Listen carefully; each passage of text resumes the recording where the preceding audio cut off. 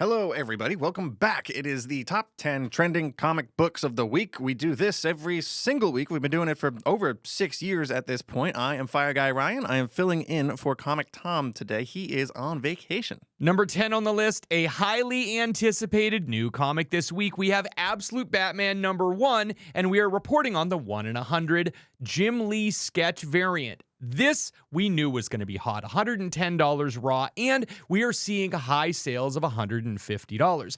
This Absolute Batman is something that people have been very much looking forward to. All of the new Absolute comics, Batman, Superman, and Wonder Woman, are definitely something that has been causing a stir in the DC universe. Unfortunately, not so much with the customers from what I've seen. We only had 9 people order this at the shop, but I bought 25 copies and we sold 24 off the shelf on Wednesday. So I think the demand is there. I think people just want this book to prove itself. Meanwhile, I'm over here like Scott Snyder has clearly already proved himself as a writer of Batman, writing probably the most iconic modern run on Batman comics. You got to pick this book up. It's nuts. It's very much more violent and brutal and graphic and all this sorts of stuff than you normally get in the main Batman book. Just go read it. Switching gears here, going to Marvel for Ghost Rider Robbie Reyes #1. This just came out last week. We're talking about the variant cover done by Gerardo Sandoval featuring Phantasma on the front cover. $12 average sales with a high raw sale of $18 and overall a 211% increase in copies sold of this book week over week. This is the first appearance of Phantasma in story. Her first appearance was actually on the cover of Ghost Rider 19, which came out a full year ago.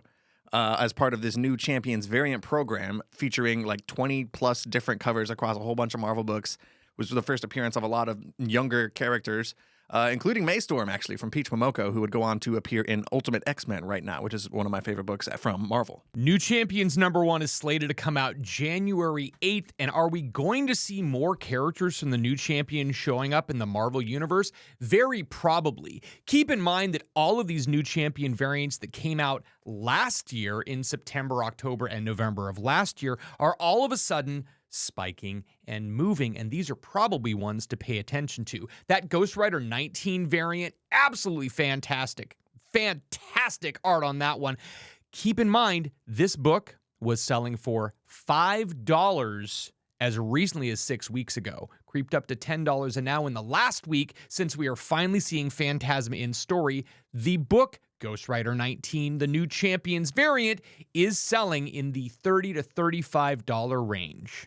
Might be worth looking up some of those other New Champions variants and seeing if you can find any on the hunt. Always good to be on the hunt. And if you want to up your hunt game, you need to use the Key Collector app. This list of 10 comics is sourced from a larger list of 20 comics that comes out every single week on the Key Collector app. It is available on iPhone and in the Android store. Use code TOM101 for 2 free weeks of the best comic app in existence. It'll let you know all the big keys and all the minor keys, and it will up your hunt game. And actually, speaking of the trending 20, the next book we're talking about has kind of like a sister book on that larger list. We're talking here about Green Lantern #182 from 1984. This is when John Stewart becomes the Green Lantern after Hal Jordan quits in the previous issue. $25 average sales for this book with a high 9.8 sale of $150 a couple days ago. Green Lantern 87, John Stewart's first appearance, is also on the trending 20 as well. And while Green Lantern 87 is a major key and definitely out of the price range for a lot of more casual collectors, this one, #182, is down so drastically. This book was selling for $350 in a CGC 9.8 just last December, so $150 is a great deal. Plus, this book has so much moving and shaking because of TV news this week. It is seeing a 467% increase in copies sold. Yes, it was announced and confirmed by James Gunn this week that actor Aaron Pierre has been cast as John Stewart for the Lanterns TV series, probably just off the back of his performance in the Netflix movie Rebel Ridge that dropped last month. I have not seen that, but I watched a clip from it, and I was sold like before he even opened his mouth. Guy is John Stewart, and I'm very excited. We've now officially got our John Stewart and our Hal Jordan cast for this Lanterns show, which is going to be like a buddy cop detective story taking place on Earth. So we might just be ready to go and start filming. We might see this sooner rather than later. And because Green Lantern is my favorite superhero in all of comics, I am pumped for this show. I want to pause the show real quick here to talk about a very good friend of mine, Jennifer, a.k.a. Comics Will Break Your Heart on Instagram and on YouTube. She's a very close friend. We've done a live show together for years at this point. It's called Comic Talk Live. We haven't done it in a while. It was a nice group show discussing weekly comics. She's been going through cancer treatments for quite a while, and she's a very good friend, a very good member of the YouTube community. You probably know her already. You need to go check out her Gofundme. We've got a link for that down in the description. It's a very worthy cause. She's a cool person, and she deserves some help in a very tough time. Jennifer is a fantastic member of the comic book community and has been a great friend of the show for many, many years. Please support if you can. Getting back to the list, we've got video game news this week. Number 7 on the list, we've got Shinobi, number 1 from 2002, $8 average sales. We saw a $200 CBCS newsstand sale happen this week. I thought we didn't ever talk about CBCS sales on this channel, but here we are. Truly, this Shinobi number 1 from 2002, it's a Dark Horse comic. It is a ghost. It is really, really a difficult book to find in any grade. Now, I think part of that is the fact that there just weren't so many Sega kids buying this game when it came out, but I absolutely am one of them. In 1986, my brother and I absolutely wanted the Nintendo Entertainment System, and at Christmas time, we ended up opening a Sega Master System under our Christmas tree. So, for many, many years, everyone else was Super Mario and all of these other things, and we were Alex Kidd Miracle World, and we were obviously Genesis, so we would play, Sonic the Hedgehog, but Shinobi, near and dear to my heart. Absolutely played it in 1988 when it came out on the Master System, so even in 2002, when it came out on the PlayStation 2, it was a video game that was on my radar, but I was 23 in 2002, so I wasn't going out and buying the Shinobi video game, and I think a lot of those kids that would have been big Shinobi fans at that point in time were not buying this comic book, and that's why it is so tough to find. There are only 4 slabs on the CGC census, 2 copies in a 9.8 and 2 copies in a 9.6. As far as CBCS goes, the fact that that's the high sale right now, and then the second highest sale is a direct copy that was raw for $150. There is demand there, 600% increase in copies sold, and I can only believe that if there were more copies out there and available, we would have seen an even higher percentage. The reason we're talking about this book this week is because it was confirmed to be getting a movie adaptation from Sam Hargrave. That's the director of the Extraction movies on Netflix. It's coming from Universal Pictures. They have done a lot of cool video game movies lately that have actually been really successful. They brought us the Mario movie and the Five Nights at Freddy's movie, and not to mention, speaking of Sega, you got the Sonic the Hedgehog movie. It feels like there's all the ingredients here to actually make this a pretty good movie, and it's a badass ninja story, so I mean, it should work. Number 6 on the list, Mark Spears' Monsters, number 1. Now, the book that's on this list is Cover A, which they are calling the Boys Homage. I wouldn't necessarily call it that, but $20 average sales and $25 for a high raw sale. The book that spiked every single person's radar this last month was the Bridezilla variant, an absolutely gorgeous Bride of Frankenstein variant that was selling for $150 on release on September 18th, and in the last couple weeks has come down to earth and is now selling in the $50 range. This is a Keen Spot comic. People are probably not buying it to read it. They're absolutely buying it because of these amazing covers. Now, Cover A, 700% increase in copies sold this week, but there are some other fantastic variants, like an Infinity Gauntlet variant, a Hulk 340 variant, an ASM 601 variant, a Tomb of Dracula number 1 variant. There are so many great variants for this issue number 1. And while you may have missed Final Order Cutoff, issue number 2 is coming out in the middle of November 20th to be exact, and that's got a Spawn number 1 homage. Definitely a chance to be able to order that and find that at your local comic shop. And Mark Spears is a pretty cool artist. My introduction to him was this awesome Jon Stewart variant, kind of bringing it full circle. We're talking about Jon Stewart a lot today. He did a Green Lantern variant that was very eye-catching. Track that one down, too, if you can. Next up on the list at number 5, Fantastic Four 94 from 1970. $275 average sales on this one. and it looks like we saw a 9.2 hit $345 last week. This is the first appearance of Agatha Harkness in the Fantastic Four series, her first appearance overall. What am I saying?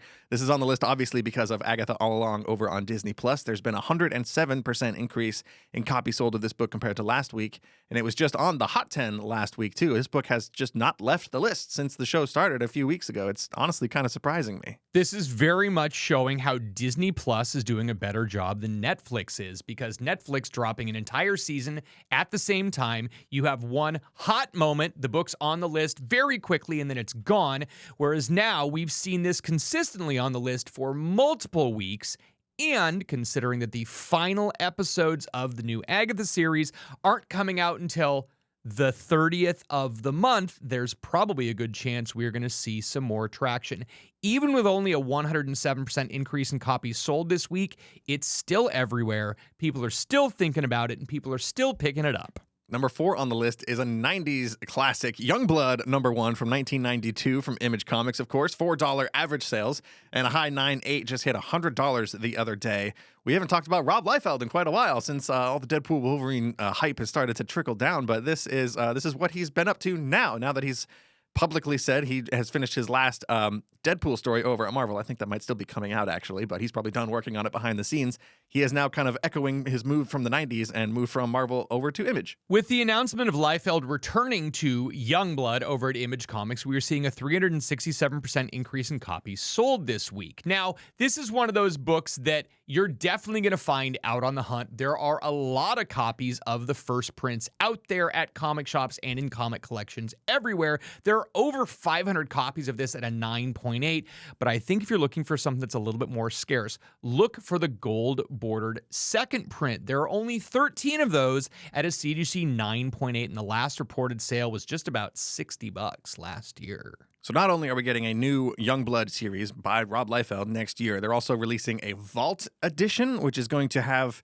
like high-res scans of the original story blown up in a super nice deluxe hardcover, and they're also releasing a facsimile of Youngblood #1, which my gut says might even end up costing you more than a first print of the original book that you could probably still find all over the place. As we are ramping up for the release of the new Venom movie, we have number 3 on the list, Venom #9, with a little bit more movie spec. $20 average sales and a CGC 9.8 for only $100 last week. This is the first full appearance of Dylan Brock, which is Eddie Brock's son. Now, this is being fueled by speculation that we have very well seen casting and actually seen in the trailer Dylan Brock already. It's a 267% increase in copies sold this week, and people are saying that Dash McCloud could very well be Dylan Brock. Now, I think this seems very unlikely because this kid's like 8 years old right now, and by the time they shot the movie, they probably would have had him at only 7 years old,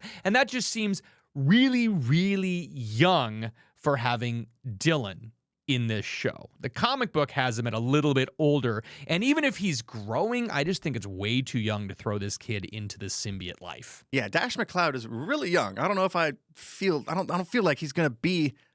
No, he can obviously be Dylan. He could be Eddie Brock's son in this movie, but I don't know if they're gonna give him the symbiote. You know, I don't know why else a little kid would be in the back of this camper van with Eddie Brock and Reese Fonz either. I don't know what's going on there, some kind of road trip. But, I mean, Dylan Brock isn't the worst spec pick in the world. If you look at what they've done in the comics, he's been Venom alongside his father in the entire Al Ewing run that's happening right now ever since the end of this Donny Cates run a few years ago. It's not the worst spec in the world, regardless of what they're doing with the movie, even though we know this is the last Venom movie. It's called The Last Dance. Tom Hardy said this is his last time playing Eddie Brock, so I don't know how much legs this has moving forward. Speaking of legs, one of the eternal questions of the universe is, did Lobo have to shave his legs to get into the original spaceman costume that he had? And why did he decide to go full animal a little bit later? I mean, the last Zarnian, completely and totally just a hairmeister right now. It's amazing. And if you want to know a little bit more about the first appearance of Lobo, you should be picking up the Mystery Mail Call this month, where we are doing an amazing Raph Grassetti Omega Men 3 facsimile. This is an awesome book with an incredible cover. I don't know if I have to say anything more. If that doesn't get you to check out the Mystery Mail Call, I don't know what will. Maybe this NYX variant done by Peach Momoko. That's the other one per box guaranteed exclusive. You will get both. You will get NYX #1 and this Raf Grazzetti Omega Men 3 reprint facsimile. You'll also get some back issues. You'll get an art print in there. You get a whole bunch of other stuff. Sometimes I just go in and sprinkle in some random goodies before Tom notices I'm doing that. Don't tell him I told you that. ComicTom.com to subscribe. We switched our website. It is no longer ComicTom101.com. ComicTom.com. We updated it. We revamped. We got a whole bunch of new stuff on there. Go check it out. Subscribe. You got a few days to get this October box. So Marvel very much feels like they are going with the "and the child shall lead them" idea, because we have more and more younger characters that are showing up in these new phases. And this one is a little bit more spec for you to go on. Number 2 on the list, Amazing Fantasy 15, first appearance of Amadeus Cho. $100 average sales and a CGC 9.8 for only $350 just this last week. We are seeing a 533% increase in copies sold because there was casting rumors. And when Russ says rumors, I would like to emphasize the word rumors. All we have to go on by this is a Twitter leaker who just says Logan Kim, who was in Ghostbusters Afterlife and Frozen Empire, has been cast as Amadeus Cho in the MCU. To me, it feels kind of out of nowhere. We haven't had a whole lot of setup or build-up for Amadeus Cho at all in any of these movies. However, Marvel does seem to be building towards a Young Avengers storyline somewhere, so maybe we could see him fit into there. There's been speculation that he might show up in the Shang-Chi sequel if that ever materializes either. That's been sort of missing in action for years now at this point. Spec at your own risk. I don't even know if Amadeus Cho is making that many appearances in the comics lately. He's definitely not in the Incredible Hulk series by Philip Kennedy Johnson right now. Well, I did just hear that New York Comic Con is going to be live streaming all of the panels that are really important and that people care about. And a lot of people are talking about Marvel going to have a very important panel and may give us a little bit more information. So keep your ear to the ground for that one. And actually, speaking of New York Comic Con, Tom is going to be there. He is not here right now, as you may have noticed at this point in the video. He will not be here next week either. It's just going to be Russ and myself holding it down for the foreseeable future. So make sure you hit the like and maybe even the subscribe button down below if you haven't done either of those things by now. I hope you have. Let's get back to the list. We are at number 1, and it's the same character. We're talking about Amadeus Cho again. Totally Awesome Hulk, number 1 from 2016. This is different because last Amazing Fantasy 15, that is his first appearance, but in this issue, he actually becomes the Totally Awesome Hulk. We're seeing $20 average sales, and the CGC 9.8 isn't even that much higher. $79 for a 9.8 last week. A 725% increase in copies sold, though, just based on that same rumor that we got casting for Amadeus Cho that we talked about in the last number. Now, while these may be unsubstantiated rumors for the MCU, we do know that Amadeus Cho is supposed to be showing up in the new Spider-Man animated series, Your Friendly Neighborhood Spider-Man, as Peter Parker's friend, which was slated to come out in 2024, but tempus fugit. Yeah, it's like November already, basically, and we don't have any confirmation about a more hard release date for that animated show, so I imagine that's going to be sometime next year, but I would definitely, at this point, I would rather have Amadeus Cho on screen than to revisit the Scar Son of Hulk that we got back in She-Hulk. Let's just forget that ever happened and replace him with a different Hulk. I don't care what Hulk we get at this point. Just get rid of Scar. Let us know what you think about these picks down in the comments below. We are done here. We're going to get out of here and start prepping for the next video already at this point. And, as always, geek responsibly. Nuff said.